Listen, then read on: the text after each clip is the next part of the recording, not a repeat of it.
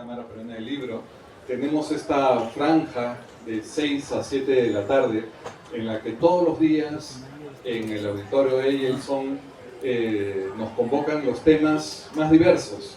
Ustedes saben que al periodismo ningún tema nos es ajeno. Hemos hablado desde coyuntura política internacional con Trump, hemos hablado de la influencia china en la economía peruana, hemos hablado de los 100 años de siglo, hemos hablado de superhéroes, hemos hablado de los corresponsales escolares del diario Comercio, etcétera, etcétera. Hoy día vamos a hablar de un tema que nos resulta especialmente familiar, cercano, entrañable, que son los 100 años de la radio, ¿no? La historia de la radio se inicia oficialmente el 20 de junio de 1925, a partir de una empresa fracasada. Durante el gobierno de Leguía, una empresa peruano-inglesa, la OAX, la Peruvian Broadcasting Company, funda esta radio OAX, una sociedad que en su primer programa inaugural, el primer tema con que inauguran la conversación, la programación fue el himno nacional. Y como había muy pocas radios entonces, muy pocos aparatos de radio porque eran muy costosos, se pensó instalar dos transmisores, uno en la Plaza de Armas y otro en la muy nueva, casi flamante Plaza San Martín. Recién estaba construido algunos pocos edificios, el Hotel Bolívar se había inaugurado un año antes.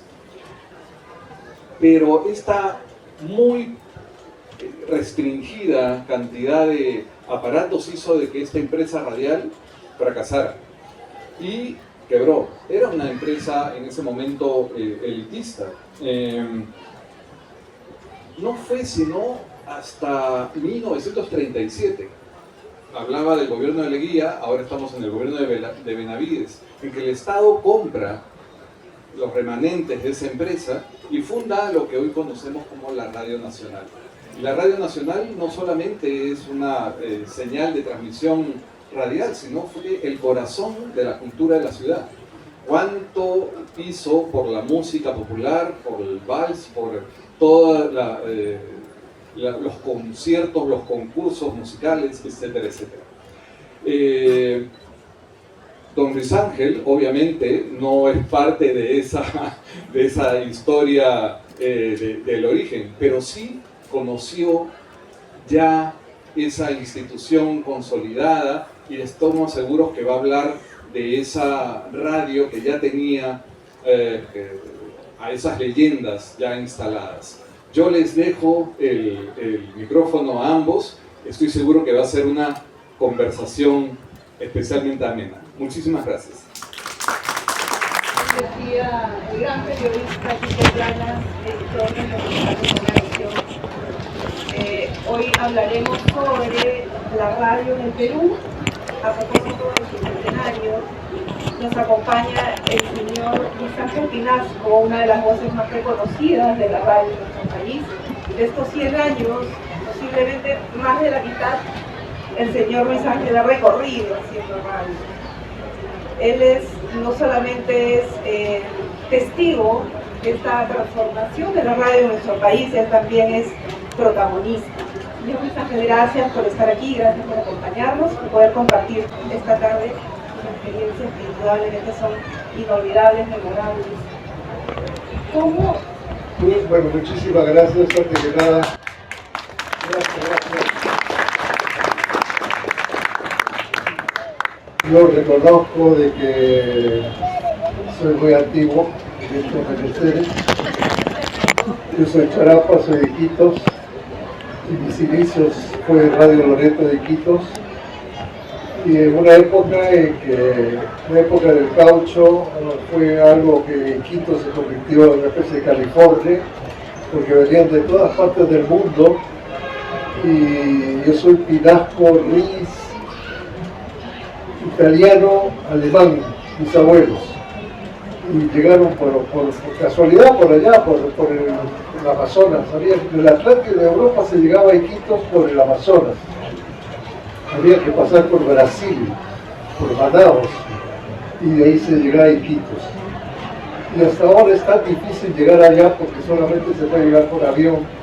Y en las épocas que yo estaba en el colegio, había solamente 2 vuelos o 3 veces vuelos de Iquitos a Lima. En esa época había Fosco. Y realmente fue algo un poquito complicado porque los periódicos que llegaban con cierto retraso y la gente compraba de todo ahí, ¿no? Periódicos de 2 o 3 días de anticipación y bueno, así era la cosa ya. Y yo entré a la radio cuando estaba en el colegio en 1957, estuve en Radio Loreto. ¿Y cómo entro a la radio? Yo era estudiante, 5 años y media, y resulta que mi papá era presidente del CNI de Iquitos, del equipo de fútbol. Y en el oriente de Iquitos, que era el diario decano de la prensa de allá, tenía al fondo de la redacción, tenía una canchita de fútbol. Entonces mi papá y casi todos los ejecutivos, todos los hinchas del CNI se iban a jugar fútbol todos los días ahí en la tarde. Y yo me iba acompañando a mi papá, por supuesto. Entonces me iba por el uniforme, y en esa época se usaba el uniforme khaki con las insignias del año que estabas. Y se recuerdan, no sé si ustedes han tocado esa época, ¿no? Sí, ¿no? Entonces me veían ahí, entonces me preguntaron un día, oye Luchín, me decía, oye Luchín, ¿tú estás en el colegio? ¿Qué tal estás en percentil ortográfico? Le dije, más o menos, digo, porque siempre me ha gustado leer y todo eso. Pues mi mamá me enseñó a leer a los 4 años. Y entonces, en esa época los periódicos no había logotipo, se editaba como se hacen ahora, hay algunas empresas editoras que hacen así, ¿no? Era tipo por tipo, y había todas las tiperas de las mujeres que tenían unos aparatos ahí cada cajoncito tenía una letra, entonces ellos con los originales iban sacando las letras para armar las columnas. Pero parecía colegio, porque había una serie de risas y carcajadas entre ellos, y todas esas mujeres. Y resulta que había que alguien sacar la prueba de galera, que se llama, cuando sacan la edición, de segunda prueba de galera, y tenía un montón de letras mal puestas, o comas, o puntos, pero sobre todo las letras, ¿no? Porque cada una tenía que sacarle la letra que sea para hacer la palabra. Y cuando me llegaban a mí, porque me dijeron, tú estás en el colegio, podrías corregir todas estas cosas, entonces me daban todo eso y había una serie de faltas que había que corregir, sobre todo que estaban mal puestas las letras, ¿no? Y había que corregir esas cosas. Hasta que un día, que escribía deportes ahí, que decía Eduardo Fernández Núñez, que decía que el Cotocho, me llaman de Radio Loreto para que tenga una especie de espacio para que hable de deportes. Y el tipo era bien tímido, ¿no? Porque me dijo, oye Luchín, tú no podrías hacer eso, tú lo puedes locutar y todo. Y yo así, cantaba de la madre. Y entonces así entro a la radio, leyendo las columnas que había escrito la Cococho Núñez. Y resulta que causó sensación ahí porque el Radio Loreto, que se fundó en 1953, me conocí con un montón de gente ahí. Radio Loreto fue la primera emisora radial que se fundó en Iquitos, y había mucha gente que al final conocí yo ahí, ¿no? Y como yo leía deportes, me incluyeron dentro del círculo de periodistas deportivos del Oriente. Así que soy fundador de eso también. Bueno, hace más de 50 años, tengo 84 años, ¿no?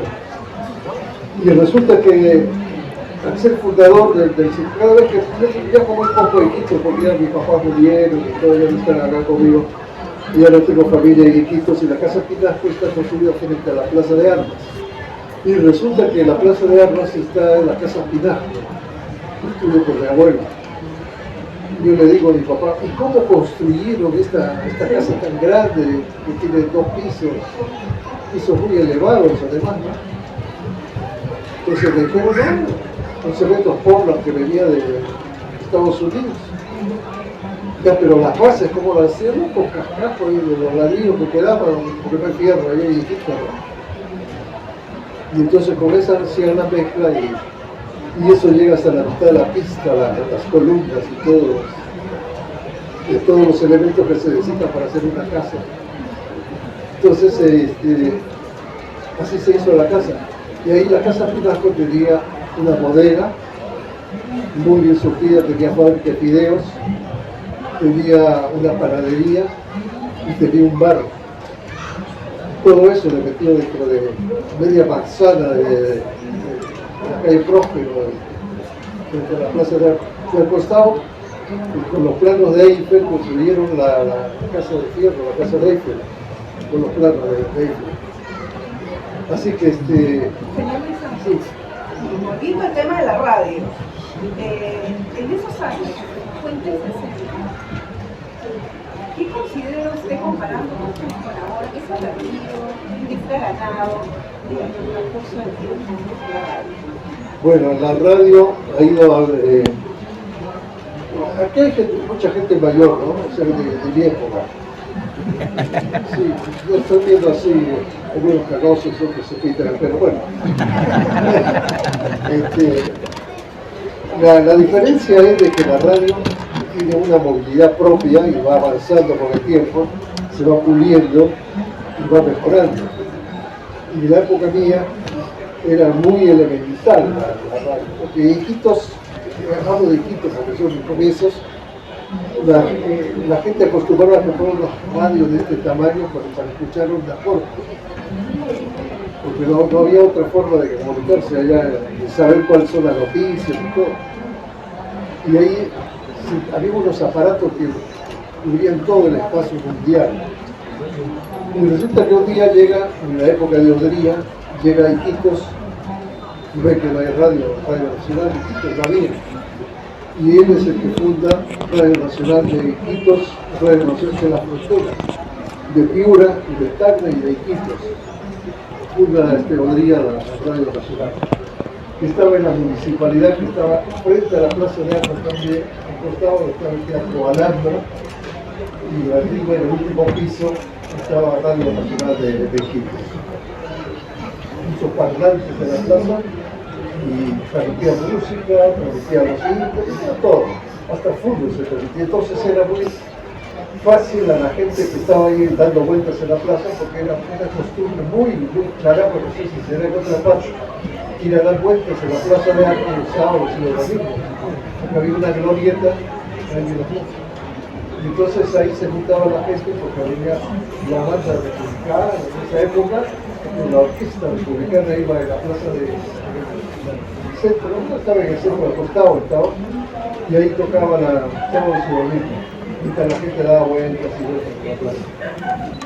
Y llegaron muchos avioneros, muchos pilotos de avión Pérez, llegaban a Iquitos en sus aviones y todo, y bueno, porque estaban a todas las chicas ahí, porque les gustaba esa novedad, ¿no? Y los alfereces en esa época se banqueteaban ahí con la charla. Y entonces, y así fue como se fue moldeando gracias a Odría, en que se funda la Radio Nacional de Iquitos y el Radio Loreto también. Radio Loreto 54, fue en la época de Olimpia, ¿qué época fue Odría? 50, 58, ya por ahí. Entonces, 58, 48, sí, ahí comenzó. Bueno, es un ochenio, creo que llama la época de día, ¿no? Y en esa época llegó a Iquitos con un vicealmirante y ¿hay radio acá? ¿Qué pasa? Y ahí funda la Radio Nacional de Quito. Y en las fronteras figura militar y de Quito se forma la. Y además Quito tiene la particularidad de ser la primera ciudad en tener un canal para la televisión. No, lo puso un polaco, que no me acuerdo cómo se llamaba, le pregunté a mi hermano y él tampoco se acuerda. Porque mi hermano trabajó como técnico de Radio Nacional en la televisora, porque pusieron la televisión también allá en Quito. Y esa fue la época en que comenzó a modernizarse la ciudad, porque ya había radio, había televisión, había un montón de cosas que modernizaban una ciudad tan lejos y tan apartada y tan difícil de llegar hasta el día de hoy, ¿no? Porque solamente se llega por avión o por río. Yo estudié en el Colegio San Agustín, y esto es una anécdota que les muestro. Antes de que vinieran estas radios y todo, el Amazonas comenzó a sufrir Usted sabe que el Amazonas es el río más caudaloso del mundo, con una fuerza que es tremenda, que va minando los bordes y todo, lo va destruyendo y todo. Y el Colegio San Agustín, donde estudié en primario, tenía una cancha de fútbol ahí al frente. Y el Amazonas fue comiendo, hasta que se quedó a 6 metros de la puerta. 6 metros de la puerta y ya se acabó la cancha de fútbol. Y entonces el alcalde, muy preocupado, comenzó a llamar a todos los alcaldes del mundo, sobre todo de Filipinas y todo, para ver qué hacían con el río. Yo no sé qué habrán llegado, porque la verdad que todo solucionaron nunca. Pero el río comenzó a secarse. Y entonces en las fiestas patrias, por ejemplo, del ejército, hacía una competencia de nado ahí de una orilla a la otra, la orilla estaba florentísima, se veía así chiquitito los árboles. Entonces la gente, los soldados se tiraban de una acera para llegar a la otra acera y volver. Se tiraban acá y aparecen por allá por la orilla. Entonces llegaban y bueno, esa era una de las atracciones de fiestas patrias. Y así fue Iquitos construyéndose una especie de modernidad, porque llegaban europeos de todas partes y cada uno con su propia profesión. Por ejemplo, Baquejaras era un sastre, tenía su librería, Pavlikovsky tenía una tienda de vendía pieles, los Powers tenían una tienda que vendían una agujas, un montón de borda, en fin, había toda una serie de gente europea. Por eso hay algunos charapos que son blancos, son rubios, y se dicen charapos que son gringos, y todo blanco, y eso por la sangre esa que vino. Llegaban las compañías de ópera en esa época, llegaban las compañías de ópera de Manaus, venían y se presentaban en el Teatro Alhambra de Quito. Y los caucheros y la gente importante, en vez de tirarles flores, tiraban monedas de oro. Las bacamartas que decían las monedas de oro. Y entonces muchos de ellos se quedaron en Quito. Su voz ha acompañado durante décadas a todos los peruanos. ¿Usted considera que actualmente hoy la radio tiene la misma fuerza acompaña de la misma manera que antes la radio? Bueno, yo diría que sí, porque por ejemplo cuando sale la televisión, Radio América, era una emisora muy fuerte, muy potente hasta el día de hoy, y resulta que comenzó a disminuir la atención de la gente. Muchos de los actores que hacían, por ejemplo, Sandokan, era un pata que era menudito, chiquitito, entonces no podía llegar a la televisión porque era lento y todo, tenía una voz maravillosa. Y la gente no lo conocía, pero no pudo llegar nunca a la televisión porque no le daba el físico. Porque a veces el físico es mucho más importante que la voz. Entonces esa es la razón por la cual cuando llega la televisión la radio baja un poquito, ¿no? Pero ahora sigue teniendo importancia, ¿no? Y en esa época, no sé si los mayores acá se acordarán de que uno escuchaba una voz que era característica de una radio y sabía qué radio ¿no? Yo sabía que era Radio 60, Radio Atlántico, estaba Radio por las voces que escuchaban, se identificaban, ni siquiera preguntaban qué radio es. Y así fue regresando a la radio, que es una compañía muy grande, porque yo, por ejemplo, siempre hablo de mi radio portátil, y cuando viajo a la casa de playa, entonces yo siempre llevo esta radio. Y para escuchar, porque la verdad que y en la radio y en los carros es importantísimo que tenga una información permanente, ¿no? Yo estoy segura que muchos, cuando escuchan su voz, la identifican y se emocionan. ¿A usted le pasa algo con alguna voz radial que escucha y la reconoce, o se recuerda algo vivido, es importante para usted? Yo creo que de viejo que ya no queda ninguno. Antes uno escuchaba la radio, sabía que radio era, por ejemplo, los de Casitos era el canal 9, el radio El Sol, voces preciosas, muy lindas, muy radiofónicas, tenían una capacidad para envolverte y soñar con las voces que tenían. Uno de ellos acompañó a Federico Rollero en la carrera de San Felipe, la carrera de caballo, ¿no? Y era la voz que estaba a su costado, era la de uno de los Yejansecos, una voz realmente prodigiosa, amable, comunicativa, con un timbre de voz que era impresionantemente que llegaba al alma, ¿no? La época dorada.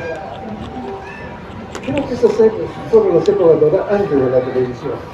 Eran las épocas que toda la gente tenía su radio ahí al lado para escuchar, porque en Chile, ya les digo, había unos aparatazos que se conectaban por el mundo entero, la gente. Pero siempre fue una compañía muy grande la radio, porque no sé, casi sentir acompañado, ¿no? Por ejemplo, este capítulo de radioprogramas, cuando se apagaban los terroristas, se tiraban las torres y todo, él era lo que ponía la calma, ¿no? Chema Salcedo, Aguirre, claro, él es el que te acompañaba y te decía, tranquilo, calma, no se preocupe, ya volverá la luz, y usted te comunicaba de una manera tal que tranquilizaba, ¿no? Porque quedarte de la noche a la mañana sin luz en la casa es un poco preocupante, ¿no? Así que la verdad que esas cosas de la radio siempre son muy importantes. ¿Y considera que actualmente que estamos apoyados con tecnología social, tecnología, hay espacio en las familias, en los hogares, para la radio? Yo creo que cuando no está encendida la televisión, está la radio prendida. Sí, siempre hay una radio prendida, una radio que... Es una compañía muy grande la radio. Y si ahí tienen locutores buenos, como ha habido toda la vida en el Perú, siempre sientes una tranquilidad y una atmósfera de calidez, una sensación de acompañamiento sobre todo, ¿no? Con una radio prendida. Yo en mi casa, por ejemplo, en Buenos Aires, yo vivo en La Molina y se prendo la radio, ¿no? La televisión y la prensa si quieren, la radio es importante. Pongo radioprogramas, pongo ese tipo de emisoras que siempre lo ocultan y hablan a la gente, ¿no? La primera vez que hizo radio tenía 17 años, ¿no? Estaba en el colegio todavía. Sí, ¿Cómo fue esa primera vez que escuchó su voz en la radio? ¿Cómo fue ese momento? Bueno, la parte técnica no estaba tan desarrollada, así que yo nunca me escuché. Nunca me escuché y traté de hacer las cosas lo mejor posible. Me compré libros así que me enseñara cómo hablar, cómo impostar la voz, qué ejercicios había que hacer. Por ejemplo, a mí me llamó mucho. No, mi mamá desde los 4 años me enseñó a leer con su signo de puntuación y me dijo, cuando seas grande, me dijo, y tú leas un libro en voz alta, tienes que seguir los signos de puntuación porque ellos te marcan realmente qué es lo que quiere decir el autor.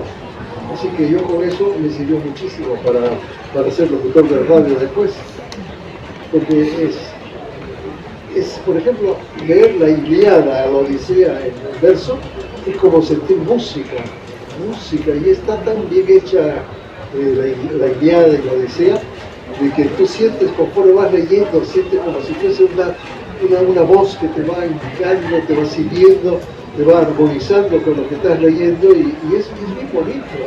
Muy bonito, es saber leer, ¿no? Saber interpretar lo que dice el autor. Como las radionovelas eran pues el alma, y aquí como son las telenovelas ahora en la televisión. Las radionovelas eran algo que las mujeres, bueno, algunos hombres también, pero las mujeres eran algo que seguían con muchísimo cariño, ¿no?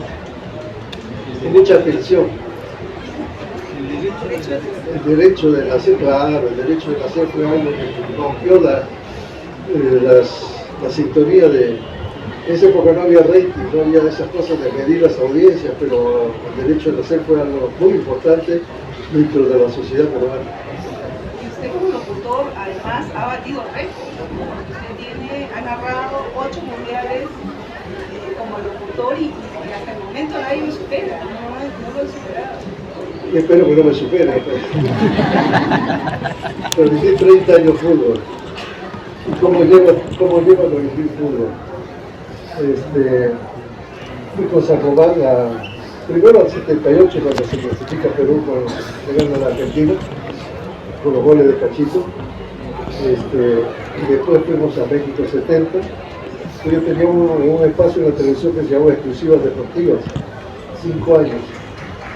Y entonces con eso me dio la suficiente capacidad como para saber algo de deporte, ¿no? Conocer algo de deporte. Aparte que me gusta mucho el fútbol, soy hincha de la U. Sí, la gente que no es hincha de la U. Entonces, sí, me aficioné mucho al fútbol. Claro, muchos partidos de Perú, claro. ¿Cuál es el partido que recuerda así con más sentimiento, más emoción? El partido de Perú contra Escocia, el gol de Cudilla en el tiro libre. Impresionante, fue muy bonito. Pero cuando transmitíamos fútbol, yo tengo varias anécdotas de eso. En vivo transmitimos México 70 y España 82, después se repitió por monitor. Y a veces que los monitores eran tan chicos que había que saber comunicarse. Y felizmente Daniel Chimbó, que era coordinador en esa época, me daba ya la formación hecha, con ese un plano. Y estaba a la derecha, a la izquierda, todo. Yo le dije, mira, la conformación, los periódicos no sacaban nada de Europa, sino sacaban unas columnitas así chiquititas, hablando todos los partidos. Pero las conformaciones no la daban los periódicos.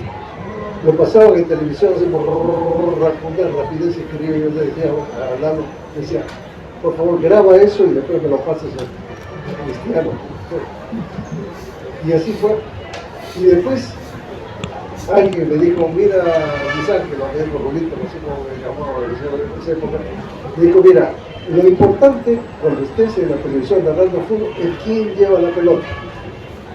¿Quién lleva la pelota? Eso es lo más importante, no pues la para corregirse, no te cae, bueno, está mirando la gente.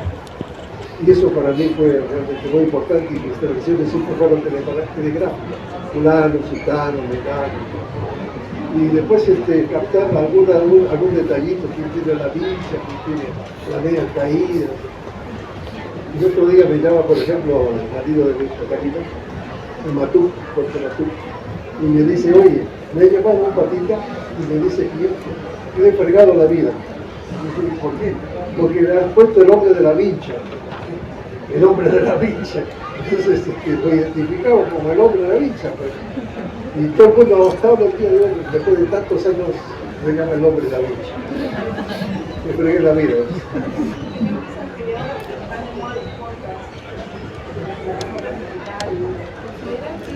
La magia de la radio es hablar de comparación con los podcasts.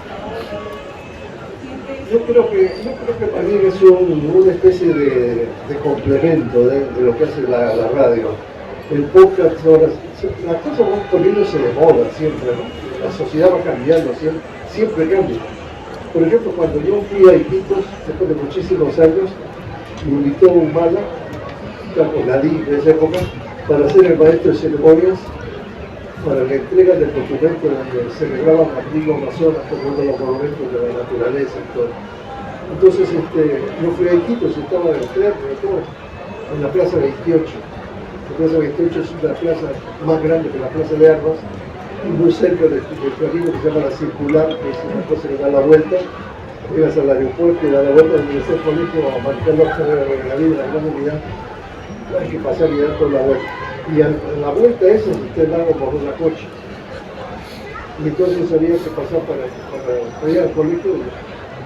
Y entonces yo después de tantos años de haber estado fuera de Iquitos, el protocolo de los presidentes incorporó al canto, me pidieron a decir a mí cómo debía ser la presentación, cómo tratar al presidente. Y yo no sé mi trabajo, usted sabe lo suyo, usted mi trabajo, así que por favor no me diga nada, pueden irse.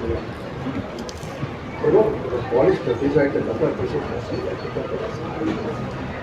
Tiene su comité de gente que los apoya y todo. Y yo cuando estaba ahí, el único que estaba de saco era yo. La plaza, bien linda.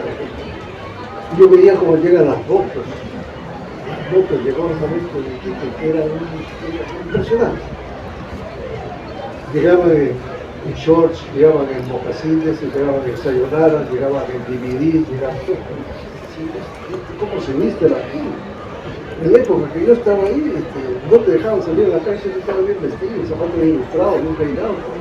Había que salir hacia la calle. Yo veía toda esta gente de San Rafael, y me impresionó eso, y después, como era tanto calor y todo, dije, todo una bebida, me levante y todo, porque yo estaba descomponiendo. No hay algo interesante, no había nada de eso. Yo no sé cómo terminé eso, pero sí lo pude hacer. Los cambios generacionales también se han dado con la radio. ¿Qué programas en radio extraña actualmente que querían existir? Bueno, siempre el Radio Nacional existe, ¿no? Eso no va a cambiar nunca, porque siempre va a existir, porque a los gobiernos les interesa tener una Radio Nacional. Cuando yo trabajé en la prueba de trabajé 3 años, trabajé en el llegué de Iquitos. Gané un concurso para... Cuando llego a Iquitos, de Iquitos a Lima, el 2 de...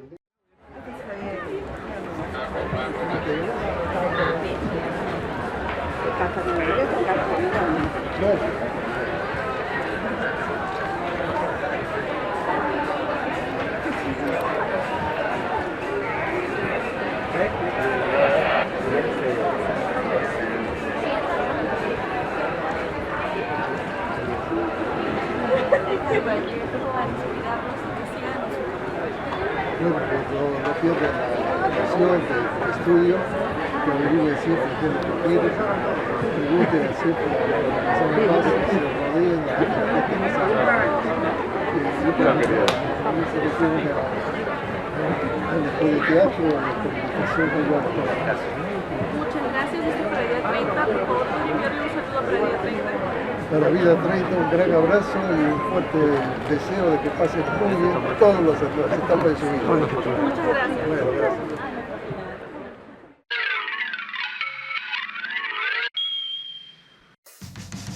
Shadowland Comics, el cómic en su máxima expresión. Tenemos una gran variedad de cómics para los coleccionistas y lectores más exigentes, editoriales norteamericanas y europeas. Una selección vintage de Editorial Novaro y muchas otras de Latinoamérica. Sagas completas en grapa y encuadernadas, tanto en rústica como en tapa dura. Ejemplares variados de Batman, Superman, Spider-Man, Asterix, Suzy, Archie, Disney, Hanna-Barbera y muchos más. Shadowland Comics. Estamos en la Feria Internacional del Libro de Lima en el stand 129A. Frente al auditorio Jorge Eduardo Eyelson. Shadowland Comics.